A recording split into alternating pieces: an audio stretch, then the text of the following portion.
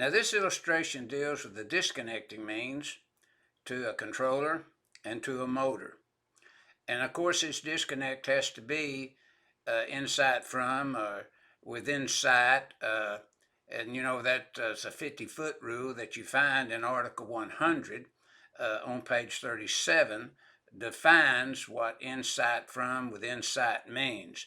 And it's the way this individual would travel from the disconnect to the controller and to the motor.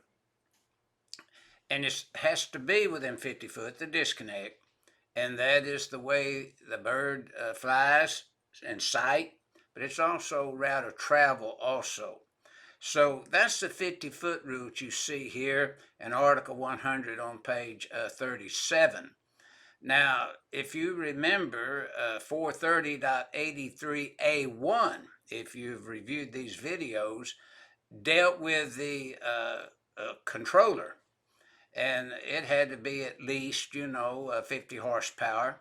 And it also listed disconnects that could be used to disconnect the controller. 430.83A1 that we deal there around page 323 in the NEC. So 430.102A and B2 deal with the disconnect and its relationship to that controller within 50-foot bird's eye view, the way the individual would travel to the controller.